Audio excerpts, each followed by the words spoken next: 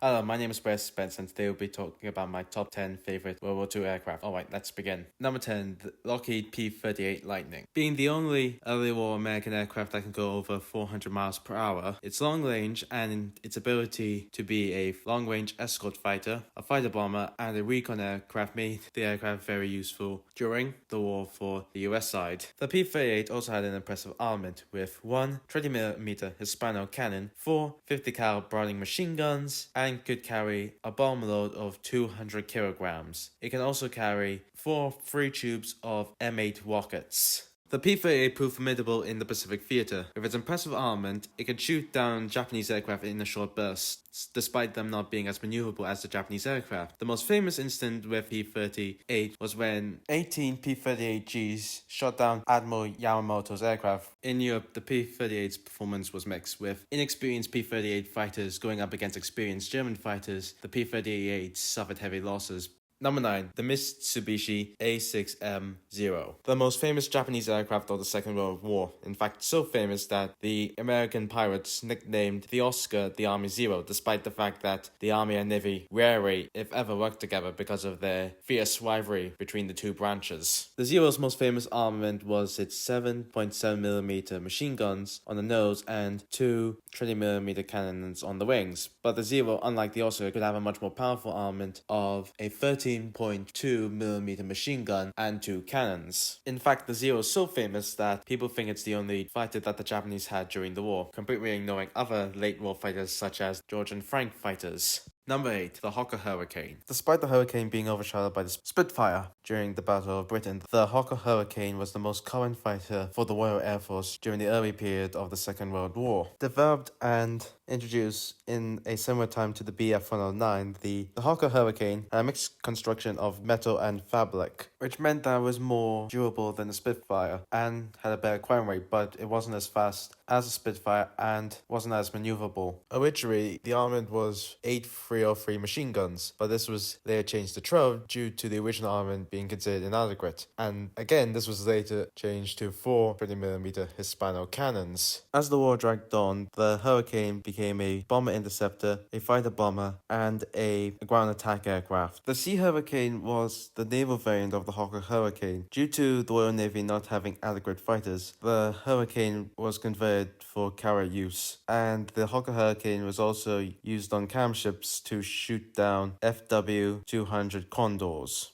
Number 7, the Machi C202 Vulgare. Introduced in July 1941, the Vulgare proved to be a deadly dogfighter, with a kill-to-loss ratio higher than the BF-109. Australian ace Cav Cladwell, who fought against German, Italian, and Japanese aircraft during World War II, said of the Vulgare, one of the best and most undervalued of fighters. The Vulgare was known to enter into dangerous spins, and its radios were unreliable. It also had a weak armament of two 12.7mm machine guns in the nose and two 7.7mm in the wings, which were prone to jamming. Number 6, the P47 Thunder B. With its impressive armament of 8 50 caliber machine guns, this US fighter proved to be very effective during the middle period of World War II for the US Army. The aircraft was known for its toughness, with it being nicknamed the Jug, which could be a reference to the word juggernaut, or because it was shaped like a milk jug. The jury's still out on that one. The plane was known for its poor acceleration and climb rate, which means that an enemy fighter could outclimb the P-47. The plane was popular in the Royal Air Force due to its toughness and heavy armament. It meant that it could deal with enemy fighters, as well as its ability as a fighter bomber, which meant that it could destroy enemy tanks and vehicles. Number 5, the Devon Mosquito, the only bomber on this list. Inspired by the DH-88 Comet, the Mosquito was made with plywood and plywood and was designed as a light bomber with no protective armament. Jeffrey de Havilland designed the aircraft to be a light bomber, a heavy fighter, a fighter bomber, a reconnaissance aircraft, night fighter, and a maritime patrol aircraft. The bomber variant was known for its high speeds and was able to penetrate deep into German territory and bomb targets there. In fact, during one such raid, they disrupted a radio broadcast for the anniversary of the Mustache Man's rise to power. The fighter variant of the Mosquito had 4 303 machine guns and 4 20mm Hispano cannons. Number 4, the Hawker Tempest. A improvement of the Hawker Typhoon, the Hawker Tempest could perform well in all altitudes, but by the time it was deployed in World War II, it didn't see much action other than fighter bombing due to the fact that the Luftwaffe was practically non-existent at that point. The Typhoon could have the Napier Sabre engine or the Bristol Centaur radio engine, but the radio engine appeared when the war was almost over. The Hawker Tempest had 4 20mm Hispano cannons and could carry 1,000 kilograms of bombs. Number 3, the Focke-Wulf FW190. To paraphrase legendary aircraft designer Kurt Tank about his aircraft, the Spitfire and the Messerschmitt 109 are racehorses, but my Focke-Wulf 190 is a cavalry horse. It can take a beating and still fly. When the Focke-Wulf 190 was introduced in August 1941, it was faster than any Allied aircraft at the time, with the only Allied aircraft able to catch the Focke-Wulf 190 was the Hawker Typhoon, which saved it from being scrapped. The FW-190 had an impressive armament with 4 20mm MG151 cannons on the wings and 2 30mm machine guns on the nose. With this impressive armament, it earned the nickname the Butcher Bird.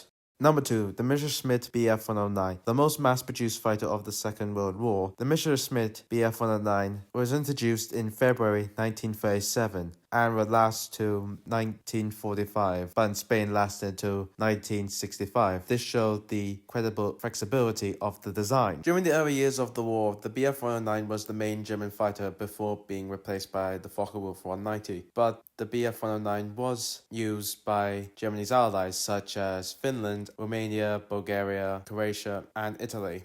Number 1, the Supermarine Spitfire. Introduced on the 4th of August 1938, the Supermarine Spitfire went through many changes throughout its career. For example, the engine originally was a Rolls-Royce Merlin, but during the later years of the war, it would change to a Rolls-Royce Griffin engine, and its propeller would be 5-bladed. The Spitfire's most famous action was during the Battle of Britain, where they shot down Bf-109s. When the Focke-Wulf 190 was introduced, the Spitfire proved inadequate to deal with them, but with a improved engine and propellers, the Spitfire was able to catch and shoot down Focke-Wulf 190s. Due to the need that the Royal Navy needed better fighters, the Spitfire was converted for carrier use. Called the Seafire, the Seafire provided fighter cover for the Royal Navy. The Spitfire saw service in a lot of countries. For example, the United States and the Soviet Union used Spitfires during World War II, but the Spitfire wasn't particularly popular in the Soviet Union due to being a used and older variant of the Spitfire, and the Americans quickly replaced theirs with their own fighters. It also saw use in the post-war world, with the Spitfire being used by the Israeli Air Force during the Arab-Israeli War, and the Spitfire would eventually retire in the Irish Air Corps in 1961.